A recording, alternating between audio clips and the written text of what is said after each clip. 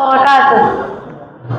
الحمد لله رب العالمين والصلاة والسلام على سيد الأنبياء والمرسلين وعلى آله وأصحابه أجمعين. أما بعد، قال الله تعالى في القرآن المجيد: أعوذ بالله من الشيطان الرجيم، بسم الله الرحمن الرحيم. يا أيها الذين آمنوا كتب عليكم الصيام كما كتب على الذين من قبلكم لعلكم تتقون. بہت دن سے مسلمان منتظر تھے جس مہینے کے بڑی عظمت بڑی شوکت سے وہ رمضان آ پہنچا. معزز بزرگان اسلام و حاضرین مجلس، اللہ تعالیٰ کا لاکھ لاکھ شکر و احسان ہے کہ اس نے مجھے آپ حضرات کے سامنے نہایت متبرک عظیم الشان ماہ رمضان شریف کی آمد پر چند منٹ بیان کرنے کا موقع عنایت فرمایا. اللہ تبارک و تعالیٰ سے دعا فرمائے کہ مجھے صحیح صحیح بولنے کی توفیق عطا فرمائے اور ہم سب کو سنے زیادہ عمل کرنے کی توفیق بخشے. آمین.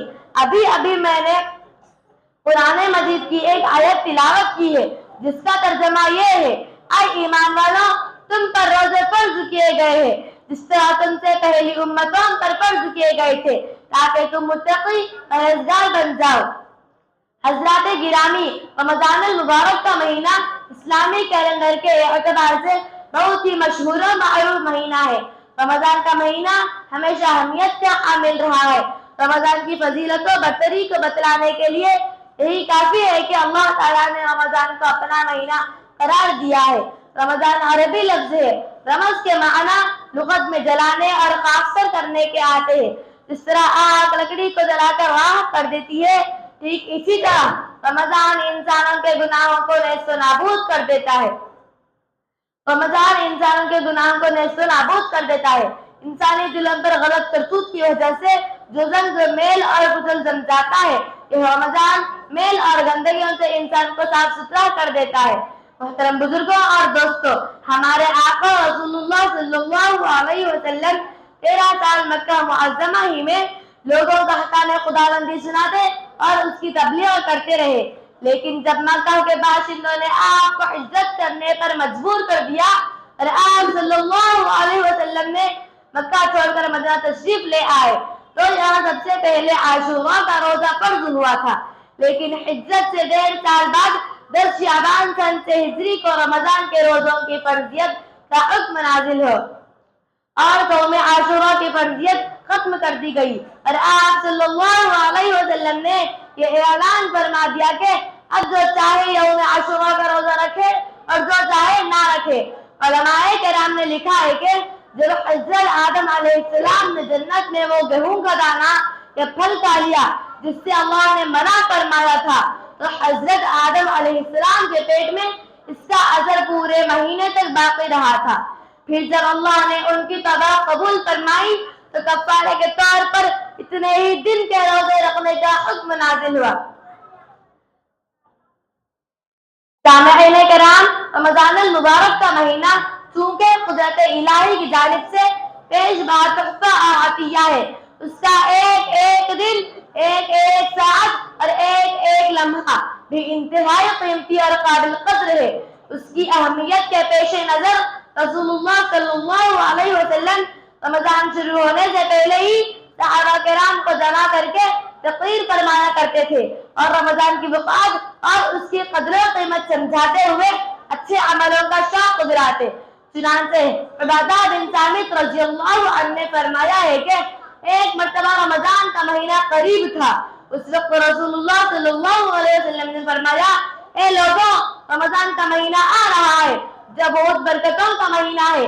اللہ تعالیٰ اس میں تمہاری طرف خصوصی توجہ فرماتا ہے اور تم پر اپنی رحمت نازل کرتا ہے، گناہوں کو بخشتا ہے، دعائیں قبول کرتا ہے، تمہاری نیکیوں میں ایک دوسرے سے بننے کو دیکھ کر فرشتوں کے سامنے فخر کرتا ہے. لہذا تم خدا کو اپنی نیکیاں دکھاؤ. بڑا ہی بدنصیب ہے وہ شخص جو اس مہینے میں بھی اللہ کے برکت سے محروم رہ جائے. اس حدیث کے اندر پیغمبر علیہ السلام نے فرمایا ہے کہ خداوند قدوس بندوں کی اطاعت کو دیکھ کر فرشتوں کے سامنے فخر کرتے ہیں. اس کا کیا مطلب؟ اس کا مطلب یہ ہے کہ جب اللہ نے حضرت آدم علیہ السلام کو پیدا کرنے کا ارادہ فرمایا تو فرشتوں سے خبر دینے کے طور پر ارشاد فرمایا تھا انی جاعل فی الارض خلیفہ، کہ زمین پر میں اپنا نائب پیدا کرنا چاہتا ہوں، تمہاری کیا رائے ہے؟ تو فرشتوں نے بے زبان ہو کر کہا تھا اتجعل فیہا من یفسد فیہا ویسفک الدماء، کہ اے میرے رب کیا آپ زمین میں ایسے لوگوں کو بسائیں گے جو فساد کیا کریں گے، آپس میں خوریزیاں کریں گے اور ایک دوسرے پر ظلم، حق تلفی، بے رحمی جن کا شیوا ہوگا؟ اللہ تعالیٰ نے فرمایا انی اعلم ما لا تعلمون، کہ جاؤ تمہیں کیا خبر، مجھے سب کچھ معلوم ہے، مجھے ان تمام چیزوں کی خبر ہے جس کو تم نہیں جانتے۔ میرے دوستوں، کس قدر غیرت اور افسوس کی بات ہے، سال بھر میں تو ایک مرتبہ رمضان کا مقدس مہینہ نصیب ہوتا ہے اور اس میں بھی 24 گھنٹے کا اکثر وقت اپنے ہی کاموں میں لگا دیتے ہیں۔ اگر ہم تراویح میں تھوڑی سی مشقتیں برداشت کر لے تو کیا حرج اور نقصان ہے؟ جب ہم نماز کے لیے مسجد میں آ ہی جاتے ہیں تو آج 1 گھنٹہ اور صحیح اتنی جلدی کر کے کیوں قرآن کی برکت سے محروم رہ جائے؟ لہذا ہمیں چاہیے کہ ہم مکمل طور پر رمضان کے استقبال کے لیے کھڑے ہو جائیں، غفلت سے اپنے آپ کو بچائیں۔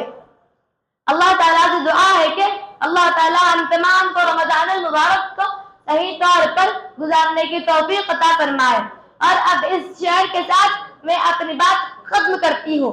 مبارک ہو سب کو مبارک مہینہ، مبارک ہو سب کو مبارک مہینہ، بنے سب کی خاطر یہ جنت کا زینہ۔ عبادت کی توفیق ایسی خدا دے، عبادت کی توفیق ایسی خدا دے کہ نازل ہو بے چین دل پر سکینہ۔ وما علینا الا البلاغ۔ السلام علیکم ورحمۃ اللہ وبرکاتہ۔